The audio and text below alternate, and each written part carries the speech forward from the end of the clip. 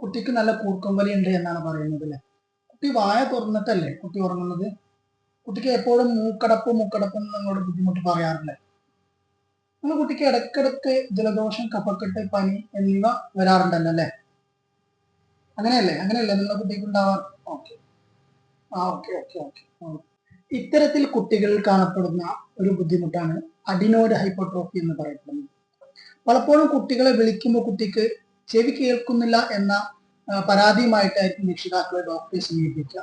അല്ലെങ്കിൽ നിരന്തരമായിട്ട് കുട്ടി വായിലൂടെ മാത്രം ശ്വസിക്കുന്നതിന്റെ ഭാഗമായിട്ട് കുട്ടിയുടെ പല്ലെല്ലാം പുറത്തേക്ക് ഉന്തിയിട്ട് നാച്ചുറലായിട്ട് സ്വാഭാവികമായിട്ടുണ്ടാകുന്ന കുട്ടിയുടെ മുഖത്തിന്റെ ഷേപ്പിന് മാറ്റം വരുന്ന അവസ്ഥയിലായിരിക്കും രക്ഷിതാക്കൾ ഈ കാര്യം ശ്രദ്ധിക്കുക. കുട്ടിക്ക് പലപ്പോഴും നിരന്തരമായിട്ടുള്ള ചെവിക്കുണ്ടാകുന്ന പഴുപ്പുണ്ടാകുന്ന, ഇടയ്ക്കിടയ്ക്ക് ചെവിയിൽ നിന്ന് നീര് വരുന്ന എന്നുള്ള ബുദ്ധിമുട്ടായിരിക്കും രക്ഷിതാക്കൾ ശ്രദ്ധിച്ചിട്ടുണ്ടാകാം.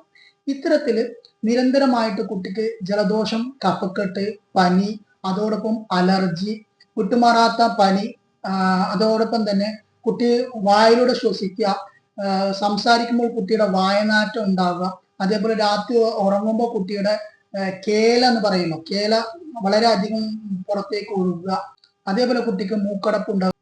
അതോടൊപ്പം തന്നെ പഠിക്കുന്ന കുട്ടികൾ ക്ലാസ്സിൽ പിന്നോക്കം വരിക, പഠനത്തിൽ പിന്നോക്കം നിൽക്കുക തുടങ്ങിയ ബുദ്ധിമുട്ടുകളാണ് അഡിനോയിഡ് ഉള്ള കുട്ടികളിൽ സാധാരണയായി കാണപ്പെടുന്നത്. സാധാരണ ജനങ്ങളോട് ഡോക്ടർമാർ ഇത് ദശ എന്ന രൂപത്തിലാണ് പറയപ്പെടുക. കുട്ടികൾക്ക് സാധാരണ ഉണ്ടാവുന്ന നാസൽ ഹൈപ്പർട്രോഫിക്കും ദശ എന്ന് ഡോക്ടർമാർ പറയും.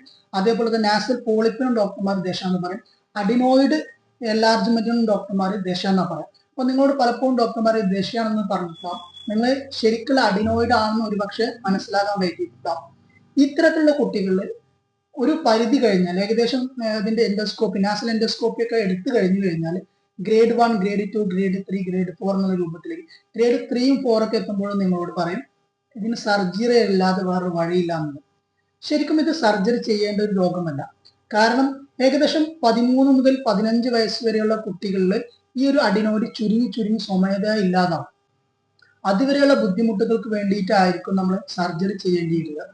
പക്ഷെ നമ്മുടെ ശരീരത്തിന്റെ ഒരു സെക്യൂരിറ്റി ഗാർഡ് പോലെ പ്രവർത്തിക്കുന്ന ഈ അഡിനോയിഡ് നമ്മൾ സർജറി ചെയ്ത് കളയുന്നതിനേക്കാൾ നല്ലത് ഹോമിയോപ്പതി പോലെയുള്ള ചികിത്സകൾ സ്വീകരിക്കുകയാണെങ്കിൽ നമുക്ക് ബുദ്ധിമുട്ടുകളെ ഒഴിവാക്കി നാച്ചുറൽ ആയിട്ടുള്ള ക്യൂർ സംഭവിച്ച് രോഗത്തെ ഭേദമാക്കിയിട്ട് എന്നാൽ അഡിനോയിഡ് ഒഴിവാക്കാൻ സർജറി ചെയ്യാതെ ഒരു സർജറിയെ നമുക്ക് അഭിമുഖീകരിക്കാതെ തന്നെ ഈ രോഗത്തെ പരിഹരിക്കാൻ കഴിയുന്നതാണ്.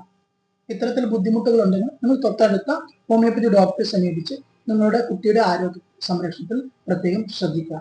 Thank you. Royal Homeo Specialty Center, the final word in homeopathy.